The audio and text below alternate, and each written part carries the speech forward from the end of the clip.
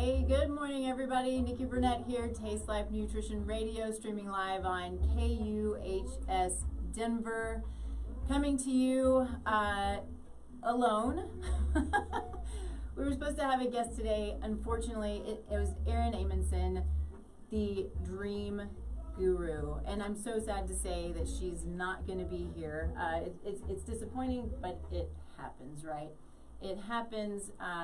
She said she has a stomach bug, and I remember my last stomach bug. It lasted for 8 days after a trip to Mexico, so I feel for her terribly.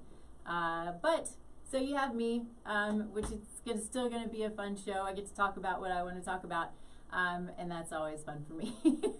I hope you get something out of it as well. So, Taste Life Nutrition Radio, what are we about?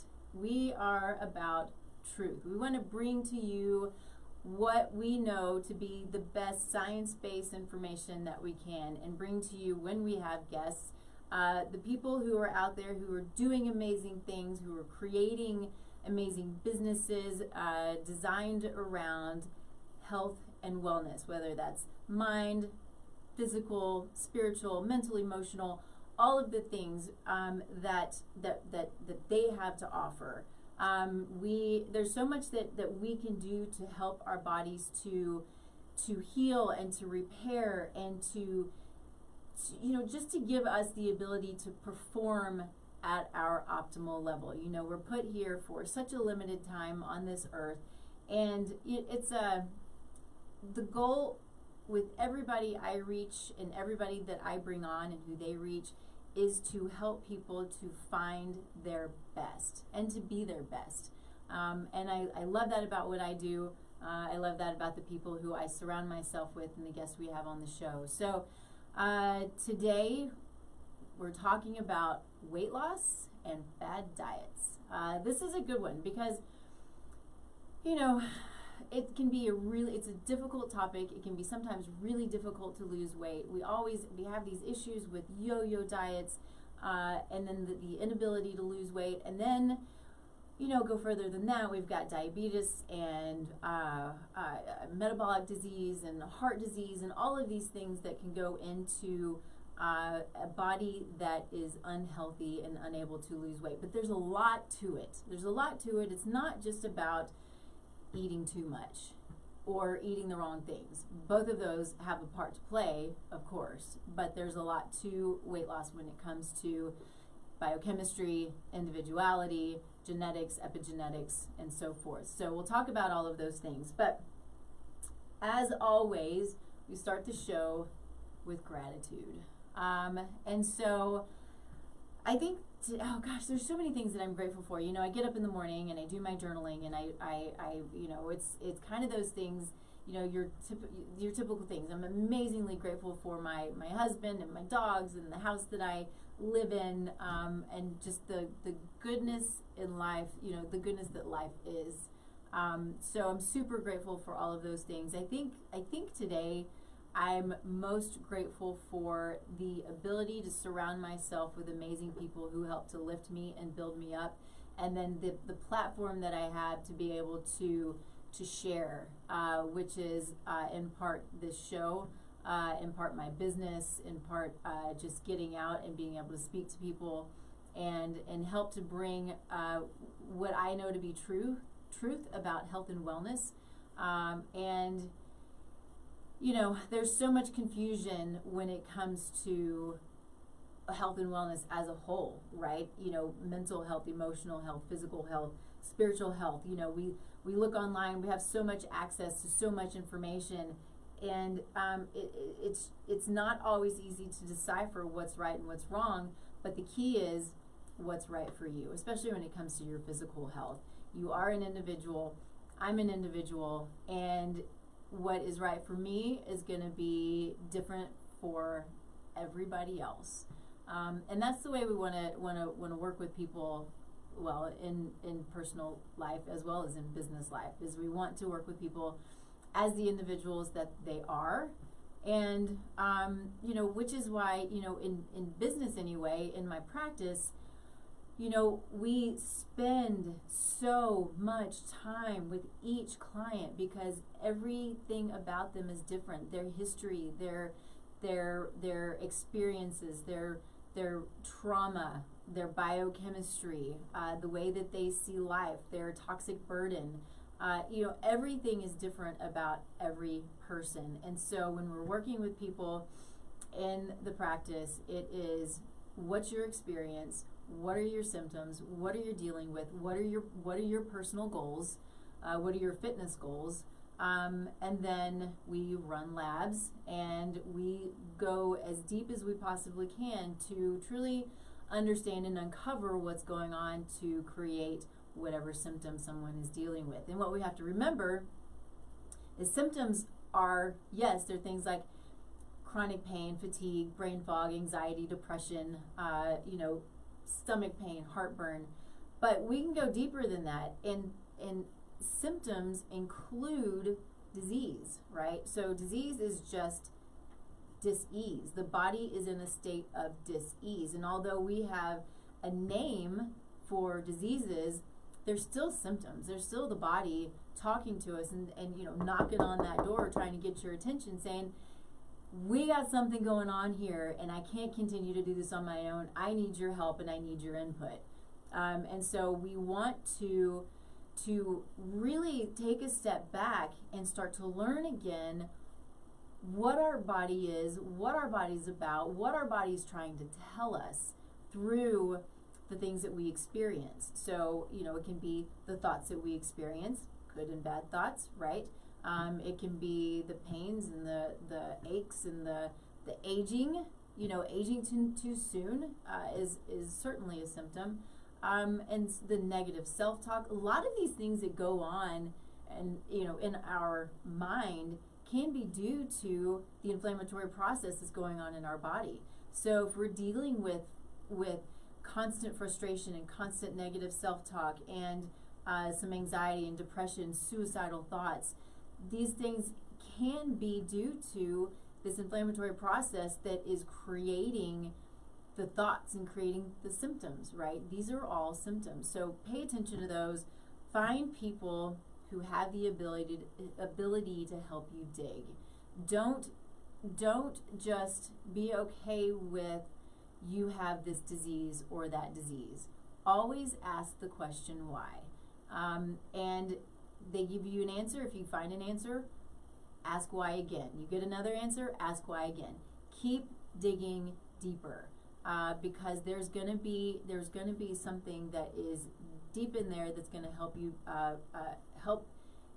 to understand your body, what your body needs, and then how to bring balance to your body.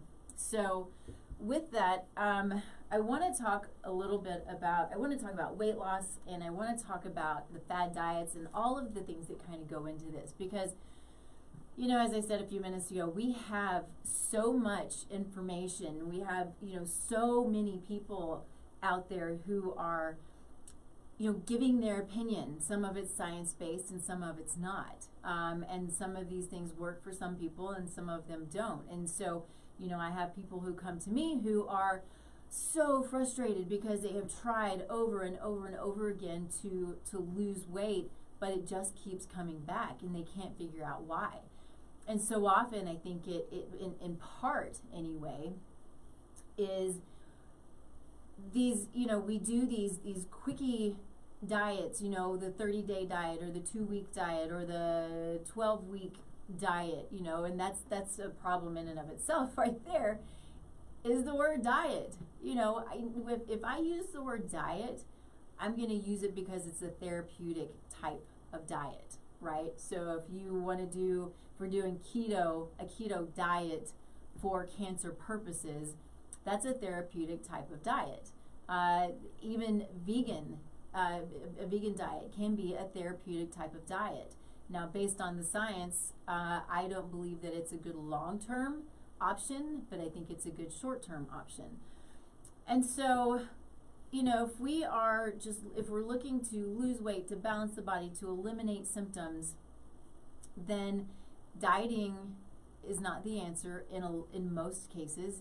It's all wrapped around lifestyle, right? It's lifestyle that is important. It's understanding what good, healthy food is, what you need to put into your body to allow the body to function properly. And if you've listened to me before, you've heard me say that food is a language. Food is it in its essence, as it breaks down and all of the nutrients within and the chemicals and the vitamins and the minerals and all of those things and things that we probably haven't even discovered yet, literally talk to our cells and talk to our DNA and allow the body to perform and function properly. So if we're eating good, clean food, then the body knows what to do. If we're not eating good, clean food and we're eating food full of pesticides and herbicides and coloring and preservatives and so forth, then the body becomes confused. So it's like the food is not speaking a language that the body understands, right? So it goes, I don't understand. What do you want me to do? I don't get it. And so this is when, the breakdown starts to happen and the red flags go up and we start to get symptoms of, it can be different for everybody, but again, the chronic pain, the fatigue, the brain fog, and then on into the inability to lose weight or the inability to gain weight, and then into situations of leaky gut, autoimmune diseases, heart disease, cardiovascular disease, go into Alzheimer's disease. You can keep going as far as you want. So the thing that we need to realize is there are only about 5% of the diseases that we deal with that are true genetic diseases. And a lot of times we want to blame whatever we're dealing with, whether it's weight loss or a specific condition like diabetes. We want to blame it on genetics or our family, or it runs in the family, so this is just how it is, when it's really not the case at all. It's we have the ability to control so much of what we deal with when it comes to our health, which is why, for my company, one of my taglines is we do have control over our genetic destiny, because we do. We call it's more of an epigenetic destiny. And so to hit on that briefly, it's just such an amazing, difficult topic. Epigenetics, I love it, but it's really hard. I just love it to pieces because it makes so much sense. But it puts all of the accountability on us and the way that we live our lives. So the term epigenetics, so we have our genome, and on top of our genes, so epi, essentially on top of our genes, we have locations that are called single nucleotide polymorphisms. You can hear the term SNP or polymorphism.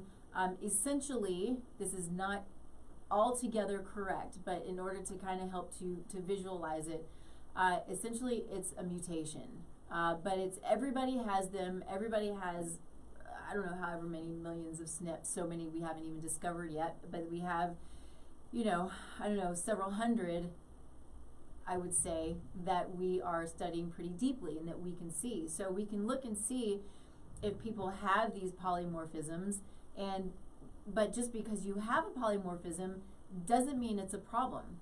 And polymorphisms can also be good. So they turn on and off based on, for the most part, our lifestyle. Trauma, food, exercise, stress, environmental toxicities, toxins inside of the home, stuff we put on our body. I think I said food, but of course food.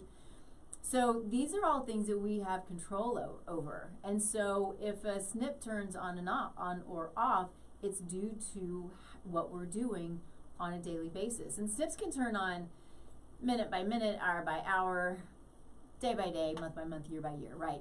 It's constantly working. It's constantly flipping on and off.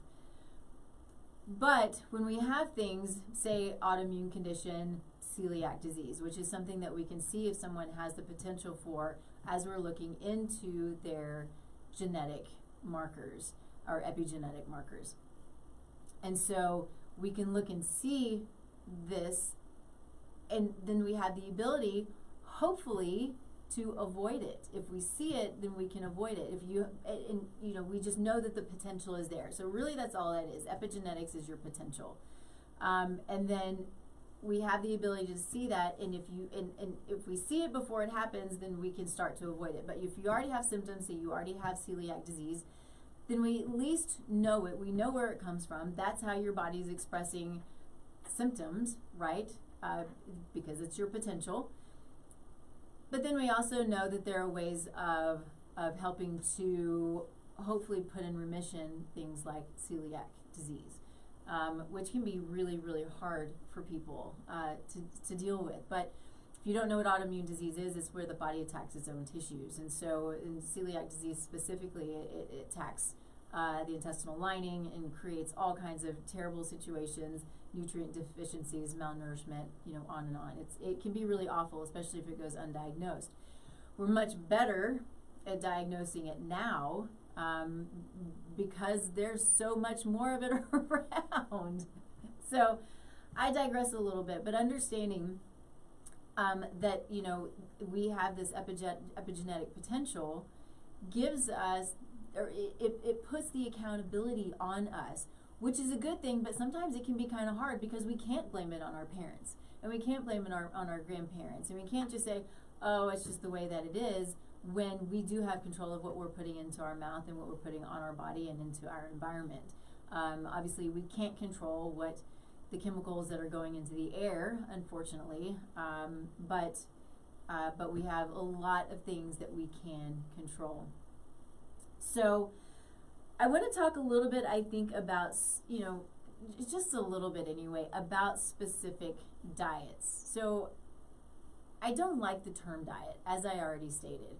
I think it puts a bad, it's essentially a four-letter word, right? If you're on a diet, it's for me anyway, this is how I feel, and this is how what I hear most of my clients say.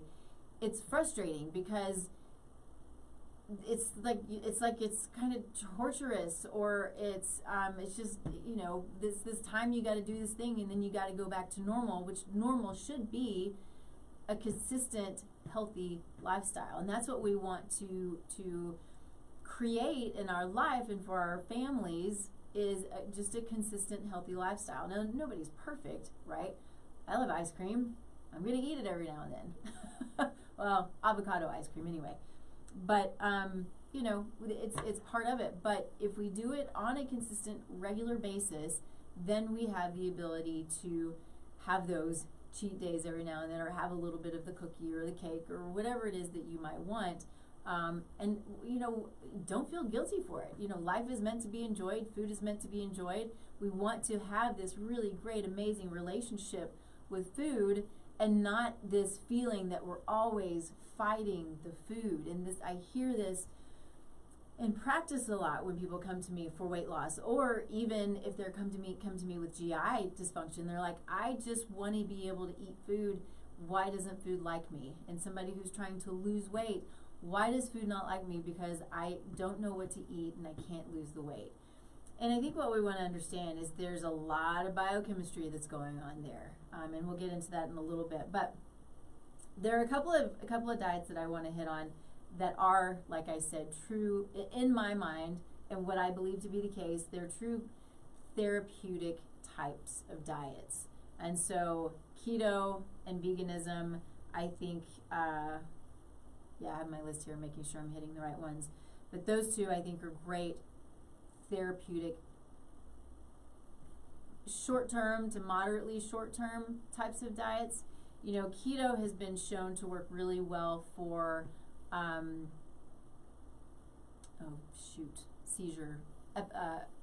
epilepsy. Thank you. For epileptic, especially epileptic kiddos.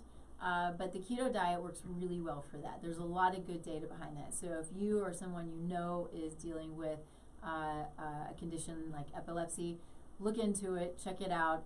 It is a high-fat diet. It's very high fat, but it's not just any fat. It's only good, healthy fats with protein and then good non-starchy vegetables. Depending on what you do for a keto diet, it is 70 to 90% fat, so it's intense. But this is why I also don't see it as a good option for a long-term lifestyle, is because it's so high fat. And, when we're talking about epigenetics, there are certain polymorphisms that don't do well with high fat. So we want to take that into consideration, and we want to know as much as we can about who we are in, as we're going through these diets, which is why I really like looking at, epigenetic markers, because it helps give me guidance. If someone wants to go keto, I can look at their markers and say, okay, yeah, that's a great idea for you, or it may not be a great idea for you. Probably not the best idea, because there are certain polymorphisms that don't utilize fat the way other polymorphisms do, or people. And so we just want to be really, really aware of that. With cancer patients, some of them, I'd say a lot of them, do really, really well on keto diets. But cancer can feed on all different things. It can feed on estrogens, it can, hormones, it can feed on sugar. So those are, you want to know as much as you can about the specifics of the type of cancer in order to know, as well as your epigenetics, in order to know what might be best for you. It takes a lot of research, and there are people who I know, in dealing with a lot of cancer personally, well, not me, but in the family over the last few years, I've done a pretty significant amount of research. It's not what I'm really good at, but I know people who are really good at it. I do plan to have a guest on who will talk about cancer and nutrition coming up in the following months. She is not scheduled yet, but I'm super excited to have her on. So we'll, as soon as we get that on the schedule, we'll let you know. But that's going to be a really good show. Now moving on into a vegan diet. I think a vegan diet is not a lifestyle either. We were not intended to supplement. If you're a vegan or vegetarian, oftentimes you have to take supplements in order to get the proper nutrients you need. So I don't see it as a lifestyle. Lots of people are going to disagree with me, and that's okay. I have friends who are vegetarian and vegan. I was both vegetarian and vegan. I was vegetarian for a year and vegetarian for 5 years and vegan for a year. And I learned a lot during that period of time. I learned about, what it takes. I learned about, how it feels. But the reason I went vegan, I'll try to keep, it's funny, I could just keep going on forever about this stuff, but I went vegan because my dad read a book and decided because of this book he was going to go vegan. So I decided, okay, well, I'll go vegan. Well, not with you, but because of you. I wanted to try it and I wanted to see what it was about. But at the same time, I read the book. And that's when, right about that time, I was probably 8 months in or so, I decided to go to nutrition school. Data is king, right? When you have data, you don't have to follow the data, but I think it's pretty important to follow the data. So what I ended up doing is probably 3 months, 4 months into my schooling, I decided this is not a good, healthy lifestyle.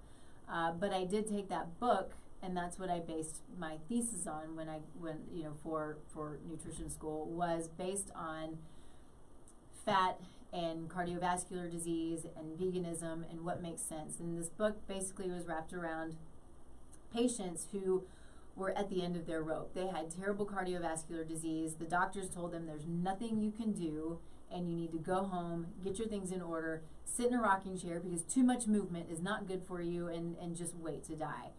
And so this doctor took on these patients, and he had a protocol which was a almost no-fat diet, no-fat vegan diet. Sugar was okay, so I was like, what is that about? Sugar was okay, but there was no fat. I think it was like under 10% fat. And then everything was vegan. Then he also put him on statins and did some other things. So what in short, what I determined in I looked every study that he documented, I looked into and researched every single study that was in that book, and there were a ton of them. And I wish that I could really dig into this. But there's so much to it. I think my paper was 40 or 50 pages long, and I had to cut it back significantly. But there's so much in it. But what we need to understand is, yes, I think he did great things. These are patients who truly were at the end of their rope, and he did an amazing thing with them by helping them to reverse their health. And he did. He reversed the cardiovascular disease, and it was amazing. So I truly believe that he did great things for these patients. And we also, I think there were 12 of them. So it's not like it was a big study, but it worked. But what we have to understand, that a lifetime of low to no fat is not okay. A lifetime of high sugar is not okay. A lifetime of no meat is not okay, because these are things that the body needs in order to function properly. We must have fat. We must have meat, at least in small amounts. So if you are vegan or vegetarian, I'm not here to try to convince you by any means, but know that you have to supplement. You have to take B vitamins. You probably should take iron. You're probably going to have to make sure you're getting your complete proteins, in order to make sure that your body is functioning properly. I think it's really important, and I do believe that a lot of people are suffering from deficiencies because they're not getting what they need through these diets. But short term, I think it can be a really great idea. Somebody comes to me with intense cardiovascular disease, they've had a cardiovascular event or a stroke, I would put them on a vegan diet for a period of time, for sure, with supplementation. So there are other things we can look at. A low-fat diet, it kind of goes along with what we just said. So I don't think I need to put too much into that. We've gone through this whole period, I don't know, starting in the 30s, I think, where they started to demonize fat. And that has, they demonized it because we were dealing with cardiovascular disease. And, based on a study that was a fouled up study, right? And so then it became political, and then fat became political. And then, you have these lobbyists, who are lobbying for fat or against fat, or for milk or against milk or dairy, and all of these things. And it just becomes so political that we get so confused on what's right and what's wrong as far as what we need to function. And that's really all it comes down to, is the body functioning properly. And so thankfully we're coming out of that, but there's still those who believe that we should eat low fat. What happens when we eat low fat is fat's taken out of things like yogurt. I'm not a dairy yogurt fan at all, but we have low-fat yogurt. What happens? They put in sugar because the fat gives it flavor, and fat helps our brain to function. Fat helps cellular integrity. It helps to create and build our hormones. It's so important in just the body functioning properly. Protection, right? Internal protection. And if we're not eating it, all of these things it's going to create a problem. So, don't fall for the low-fat stuff.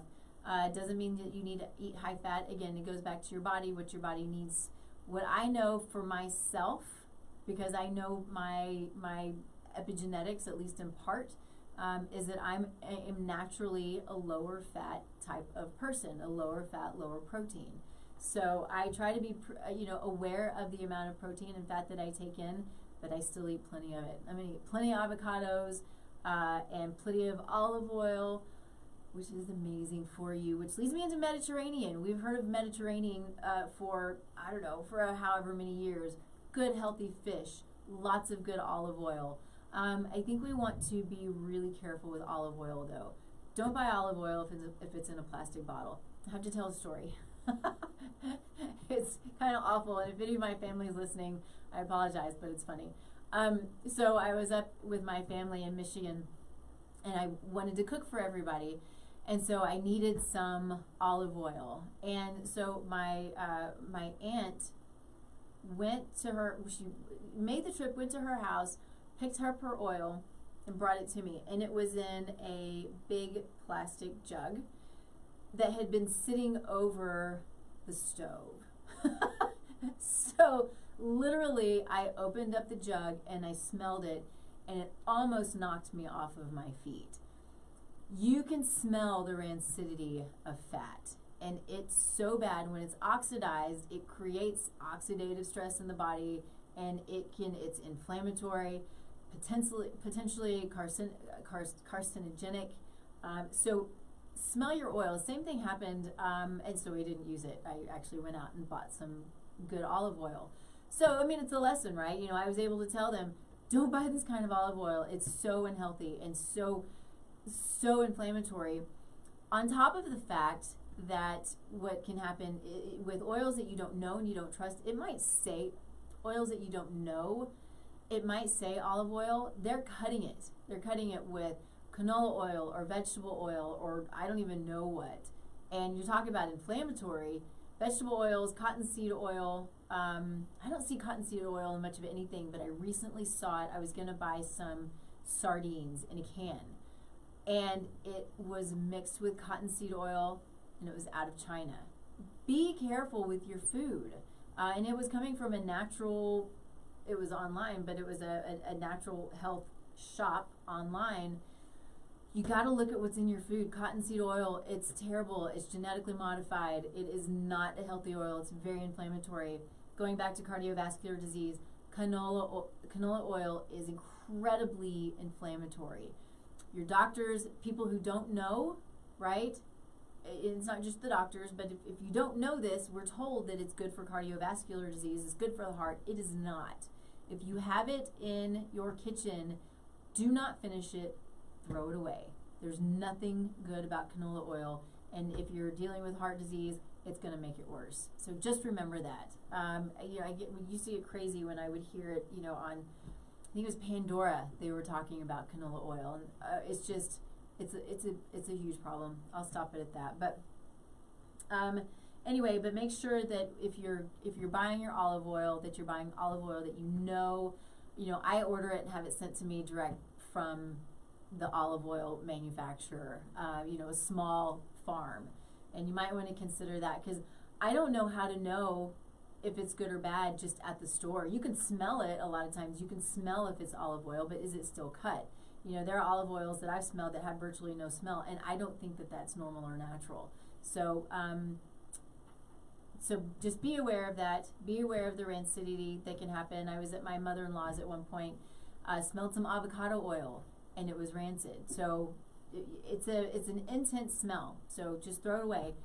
Throw away unhealthy fats. Vegetable oils, throw them away. Just get them out of the house, right? Okay. True low carb, I think, is also a problem. I think that to be low carb for an extended period of time is not healthy for the body, which goes along with keto, right? It's essentially the same thing. We have to have carbohydrates. So what I enjoy and what I do a lot personally is carb cycling. So it's mostly higher fat. It's not high fat, but it's higher fat for me personally, right? I figured out what I need. But then I will throw in high carb days every few days, right? So typically it's a Wednesday and a Saturday. I throw in a high carb day and an extremely low fat day. So it tends to be 8 to 12 grams of fat. Again, this is for me. This is not for everybody. You can find a carb cycling calculator that can be helpful for you. But 8 to 12 grams of fat, and then 180 grams of carbohydrates. And then on my high fat days, it's closer to 50 to 60 grams of fat, and then 25 grams of carbohydrate. And so what that does is it creates this metabolic flexibility in the body, which can be really beneficial for women who are perimenopausal and menopausal. It can help to balance hormones if you have significant PMS issues. So I enjoy carb cycling. Things that you want to think about, though, when it comes to carbohydrates and when it comes to eating in general anyway, it's more about the type of food that you're putting in your body. So on high carb days, it's not about going and eating a bunch of bread and a bunch of pasta and a bunch of junk food. the way I do it and the way that I recommend my clients do it is you add in a lot of fruit, because your fruit on low carb days is going to be pretty low. You can have a few berries and things like that, but your low carb days, fruit's going to be quite low. And so it's fun because you can mix in bananas and mangoes and these really high carb foods that you don't typically get throughout the week. But it creates metabolic flexibility in the body to adjust, and it can really help a body to lean out. It can help body composition. I've enjoyed the heck out of it. Now, there are things that I miss and that I still do, but just not as often. I love almond butter and apples, and that's a hard one to do when you're doing it, when you're doing carb cycling. So it is a great way to lose some weight. It works really, really well. And then when you lose the weight that you want, then you kind of can moderate that a little bit. And so I enjoy that a lot. I also mix into that intermittent fasting. I do it several days a week, usually 4 to 5 days a week. I'll do intermittent fasting, and I think it's a great option. It works really well for men too. So in most cases, you have an 8 or 10 hour fasting period, and then you eat in those, you have an 8 or 10 hour eating period, and the rest of the time you fast. It works really well. I think it's great. And fasting short term, I think, is a great idea. A day, 2 days, you get more. Some people might go 4 or 5 days. That's a lot for me. But fasting for a short period of time is a great idea. And then there's fasting mimicking. That's very, very specific. There are companies who can help you with this. Of course, I have products that can help with this. But you do that for 5 days, and that's really, really good for helping metabolism as well, for decreasing cellular age and genetic age. It increases what's called telomeres, which is how we know how old we are inside, if that makes sense. Not just our years, but how old our body actually is. Super interesting. And so fasting mimicking has been proven to extend our telomeres, which extends our longevity. Pretty cool, I think. So the thing that I think we want to be really careful with when we're looking at ways of losing weight, actually, I need to take a quick break. I need to talk about my amazing sponsor, Cellcore. I love Cellcore. They are changing the way I practice. They're changing the way a lot of practitioners practice, because they have the most innovative products on the market, hands down. I'm super excited about what they do and what they're about. You hear me talk a lot about this, and I will just jump into it a little bit right now. We'll hit on what I was going to say here in a few minutes. But when it comes to weight loss, a lot of times it's because we're dealing with a burden on the body. And it can be a chemical burden, a toxic burden, a parasitic burden, and oftentimes it is a parasitic burden.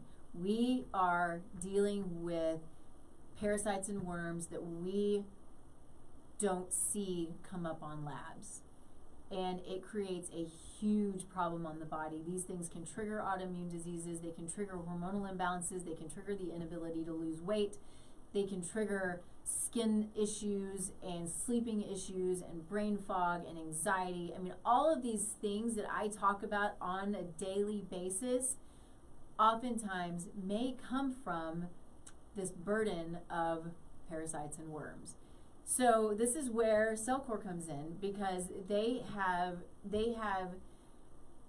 created their supplements with a delivery system like no other, and it works really well. It gets deep into the cells. I've not experienced anything like what the Cellcore products can do for me personally. I have my own experiences, as well as my clients, as well as the practitioners who I talk with on a regular basis, who also are having their own experiences and their experiences with their clients and their patients. It's truly amazing how it can change a life. Another toxic burden is mold. We're seeing mold all over the place, and it can be difficult to diagnose. You can find it. We can run labs to look and see if someone has mold toxicity. Oftentimes, though, if we have mold toxicity, It's because the body has it doesn't have the ability to rid itself of the mold because there's another burden, which is parasites and worms, right? So you can see how this can happen. You know, if somebody comes to me and they're dealing with a candida overload or, you know, a small intestinal bacterial overgrowth, you know, it's rarely, that's a symptom because the body doesn't have the ability to fight it off. Yes, the microbiome can be out of whack. Yes, you know, they might have been taking antibiotics and things that can throw the microbiome out of whack, but probably, again, as I always say, dig deeper. It's more likely that there is another burden there, which is parasites and worms that are not allowing the body to deal with the overgrowth because it's trying to deal with the parasites and the worms. So, you know, we don't just have to have situations where we are just chronically, you know, have chronic stomach aches, right? You know, that's something like, oh, maybe I have a parasite or maybe I have a worm. It's so much more than that. And oftentimes we're not addressing those situations. So when weight loss is a problem and it's a chronic problem, maybe it's because of this burden. The body doesn't have the ability to do what it needs to do in order to allow the body to balance, to lose the weight or to gain the weight, right? Whatever the situation might be. So this is where CellCore comes into play. Their products are truly amazing. I love what they do, and I'm excited to have brought them on board into my practice and continue to learn so much about them. So moving into you know, weight loss versus fat loss a little bit. One of the things that I think it's important to understand is, you know, stress can play a big role in the ability or inability to lose weight. And, you know, I say this a lot, stress shrinks the brain, right? And so when we're looking at symptoms that we're dealing with, weight loss, you know, or inability to lose weight being one of those symptoms, but what we often can find is, you know, we have so much stress going in our lives. We have adrenal fatigue or the adrenals that are just, you know, pumping out cortisol constantly. So what happens with the adrenal glands is you know, they pump out cortisol and cortisone and, you know, these hormones that are fight or flight hormones. And it's good. That's what they're supposed to do, but not constantly, right? There, you know, it's a situation, there's an accident or you're running from something or whatever the case may be, where the adrenals help you to survive. That's what they're supposed to do. Those catecholamines and those, you know, the cortisol, they are supposed to help you survive a scary situation, right? But what happens when we're under chronic stress and they're constantly pumping out these hormones, epinephrine, norepinephrine, all my hormones are coming to me.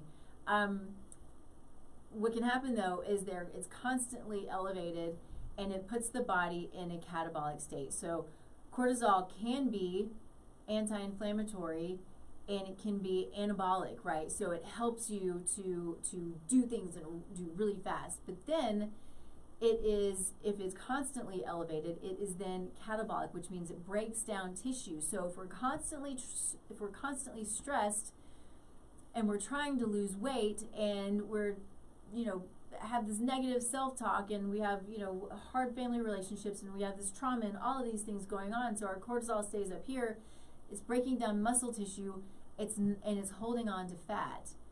And so that is a situation, you know, that's why we want to look at lifestyle when it comes to weight loss. We've got to look at everything. We've got to look at, you know, our prayer and our meditation and our, you know, bringing down stress and being calm and working on healthy relationships and eliminating unhealthy relationships if possible. And, you know, all of these things that go into the mindset of weight loss, you know, bringing in visualization of weight loss, even if it's not weight loss, if it's a condition you're dealing with, bringing in the visualization of being healthy. Those are things that can really help your mindset and help sort of move you to that next level of whatever your goal is that you're trying to achieve. And so, you know, we go through, if we're, you know, dealing with yo-yo diets. And I have a little bit of experience with this myself. I did this younger, where you're like, crazy diet where you're, restricting calories, and, got 500 calorie restriction or 1,000 calorie restriction. And then once you come off of that, it goes up. Or you're eating the prefab foods. I call prefab foods the things like the Nutrisystems, where they send you food that comes in a box that can sit on a shelf. I mean, to me, I'm like, really? This is not a healthy way of living your life. And this is something that my mom did, sweet thing. I told her over and over again, and this was before I even knew anything about nutrition. This is not good nutrition. This is not healthy for you. Imagine the chemicals to keep the shelf life, however long the shelf life is of this type of food. And it's not refrigerated, and on and on. So think about what it is that you're putting in your body. And these, you may lose the weight with these prefab foods, but you're not feeding your body. We gotta feed the body. And so this is what I experienced with my mom, was this up and down and up and down and up and down. And what happens when you go down, oftentimes you're losing muscle mass, but then when you go up, you're gaining fat. And then you go on another diet and you lose muscle mass, and then you come off the diet, it doesn't work, you get frustrated because you don't know how to eat properly, and you gain fat. So it's kind of this ugly thing, but biochemically, it's creating a situation that just makes it really hard for the body to balance. And then you're throwing your hunger hormones and your satiety hormones completely out of whack. So if you've heard of leptin and ghrelin, those are hormones that help to regulate hunger and regulate satiety. And they can be totally out of whack, so you don't know. This is where it comes in, where a lot of people blame themselves for being overweight and not being able to control what they eat. It's not them. It's inside. It's their hormones. It's the biochemistry that is completely wonky, and they're creating it has created a situation where the hormones, they're not working properly. And we can test leptin. I've not seen a test yet for ghrelin, but we can test leptin, and we can see if they're out of whack. And then, so things that can help bring those hormones back into balance is fasting and intermittent fasting and short-term calorie restriction. Short-term calorie restriction. These things can help to bring it back into balance, as well as then, of course, understanding your other hormones. Is your thyroid in order? What are your sex hormones doing? Are you able to detoxify your estrogens properly? Because a lot of times we see that as well. If the liver's clogged, or there are epigenetic SNPs that doesn't allow the liver to detoxify the way that it should, because we're not giving it the nutrients that we need. Again, there's so much, and you can go so deep, but it gets really fun because you're putting together, this is where I nerd out, but you're putting together these pieces of the puzzle when you're looking at the labs, and you're looking at lifestyle, and you're looking at all of the factors that go into a single person, and what has gone on to them to create the situation that they're in. And you start putting all the little pieces together, and you can kind of help then to dig out of that a little bit, but you have to have a starting point. And that's where the fun comes in, at least for me, and the nerds like me who like to look at this stuff and put the puzzle together and dig in. That's the cool part about it, because you can start to put the pieces together. Okay, this is where we start. This is the foundational level. Here's the root cause. Let's then start to dig out of it. And it's just really cool stuff. I just think it's so much fun.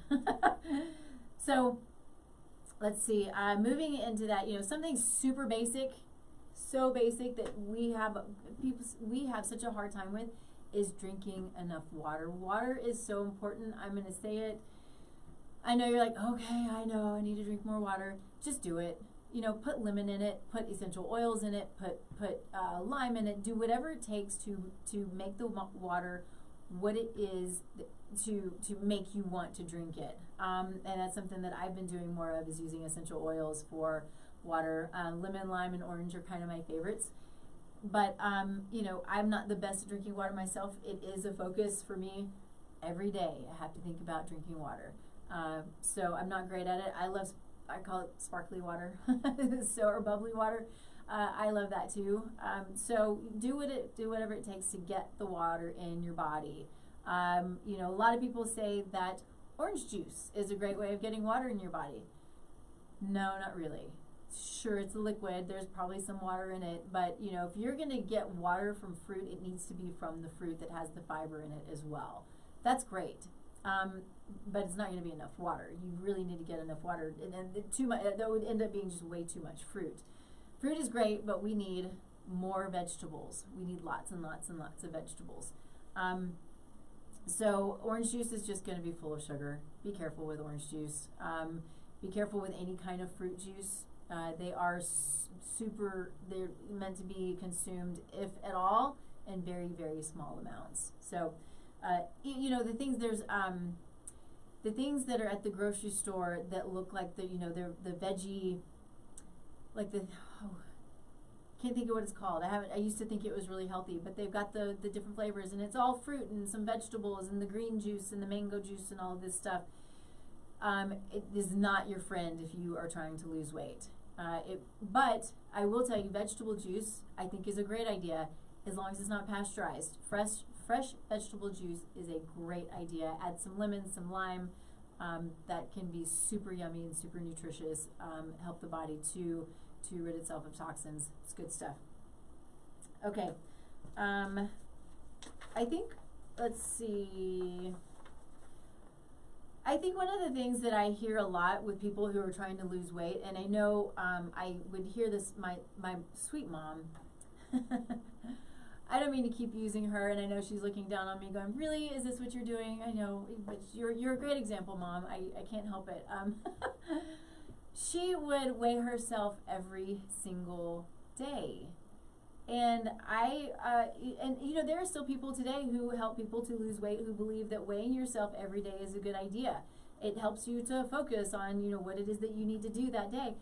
I think it's a bad idea. I think it creates frustration, because the body is so dynamic. Even if you're in a situation where you're losing weight, you might be, hopefully, if you're, you know, getting out and walking or working out or doing CrossFit or whatever it is that you're doing to keep your body fit, hopefully you're putting on muscle. Muscle weighs more than fat. So it can be really sort of damaging to the psyche if you are, if you know, you're watching the scale every day go up and down and up and down and up and down and up and down, because that's probably what it's going to do. So I tell people, you know, look at how your clothes fit. Measure yourself. That's the best way, is to measure yourself. So you're seeing that the body is changing, and it makes more sense to understand the body that way, as opposed to just looking at the number on the scale. Now, I'm not saying that you should never weigh yourself. I think it's fine. I tend to weigh myself. It might be once a week. It might be once a month. It might be once every few months. Kind of just depends. But I think it's, you know, it's fine. Just don't fixate on it. And I think weighing daily fixates you and can be, you know, it can create a problem. And I don't like it. I don't recommend it at all. So what are things that we can do to create good, healthy eating habits that can start to get you to the point to where you're creating that lifestyle without dieting, right? And so I will say, sometimes we have to restrict calories a little bit. Severe calorie restriction is a huge problem. Don't do it. It doesn't work. It's not sustainable. So you got to know what it is you're doing. You got to know what your body needs, because your body has to have calories to function. There are a certain amount of calories that your specific body needs every single day to just perform its functions: the heartbeat, the digestion, the movement of blood, muscles working, brain function, all of the things that the body does. You have to have calories in order to allow those things to happen. But we don't need too many calories. Too many calories can create a problem as well. So, but we want to eat good, real food. Like I said a few minutes ago, vegetables, lots of vegetables. If you can get your vegetables straight off a vine, there's a chemical in vegetables that is, I meant to look this up. I saw this recently because it's something that I didn't know. But right off the vine, there's a chemical that is in vegetables. I think that it's a few days prior to picking, as they are really super ripe, that is beneficial for us, and we don't get that when they're picked too soon. So most of the vegetables that we get from the grocery store, they're going to be healthy for us, but if we can get them, especially in the summer and spring and the fall for some places, get it as fresh as possible, because the fresher, the more ripe, the better it is for our body. But we need lots of vegetables. Some fruit is fine. If you're dealing with blood sugar issues, probably smart to cut out most fruit for a while, bring in some berries a little bit here and there, but not forever. Fruit is great, but it's not meant to be eaten in high amounts because it is still a lot of sugar. Getting enough protein. I have people asking me, how much protein do I need? Your body's different than everybody else's. We can guess, and we can do equations to kind of help that. But that's one of the reasons why I like to look at epigenetic markers, because that can give me guidance as well. So it's not the same for everybody, but protein is very, very important. And then just keep the processed foods out. There are a few things I'll eat out of a box. One of those things is chickpea pasta, because I will not make chickpea pasta. And I eat it pretty rarely, every couple of weeks maybe. That's not rare, that's frequent enough, but I eat it on my high carb days because, pasta's fun. I get it. We like pasta. But avoiding gluten. Gluten's going to be inflammatory. I don't have any time to go into gluten right now, but I talk about it all over the website, all over any videos that I do. You're going to find me saying something about gluten. So if you want to search for it, feel free to do that. And then eating good, healthy meat, grass-fed meat, it does make a difference. Conventional meat is inflammatory. Stay away from it. It's not good, okay? And then don't starve yourself. Eat when you're hungry. Don't eat when you're not hungry. Now, that's not going to be the easiest for somebody whose hunger hormones are out of whack. So just be aware of that, and find somebody who can help you get those hormones back in line. And I think that's going to do it. I hope that you got something out of this. Know that Erin will come back, and we're going to talk about dreams and all the amazing things that we can learn about what our dreams tell us, what our subconscious is telling us. I'm stoked about this conversation. It's not scheduled yet. I would expect it now to be in a couple of months, just because I'm filled up through, I think, May, which is awesome sauce. But she will be on, and we'll get her in, and we're going to have some fun with that talk. So a couple of things. Find me, tastelifenutrition.com. Of course, this station is KUHS Denver, where we stream live every week. You can go to my website. You can fill out a free assessment, and I will reach out to you personally, and we'll talk about the things that you have on your mind as far as your health goals and your needs. Also, I have created for this year a group coaching course. I am so excited about it. I can't stand it. We're starting it on February 17th. It is via Zoom. It's a virtual course, and I'm trying to get some people into it to have some great conversation, to learn. We're going to use the Cell Core products, so supplements are included in this course because it is foundational. This is a foundational group coaching course. You can find it on the website as well. You can also find Body Bliss, which is our self-directed, on-demand, 12-week essentially reset course. This is a great course if you need to get to know your body, if you need to understand your cognitive health, your mental and your emotional health, the role movement plays in your body, the role food plays in your body, all of these things to help give you guidance as to what your body needs and how to best approach being your best self, performing at your top. Everything that we do is to help you to perform at your best, to live this life large, because that's what I want to do, and that's what I want anybody who I come in contact with on any level. That's what I want for them, and that's why I was put here, is to just help people live big, right? I think it's just super fun. So reach out if you have questions, comments in any of the Facebook groups or Facebook page. Let me know if there's anything that I can do. Look out for lots of great shows to come. We're every week, 10 a.m. on Thursday, 10 a.m. Mountain Time. All right. I hope you all have a wonderful day, and we will catch you next week. See you later.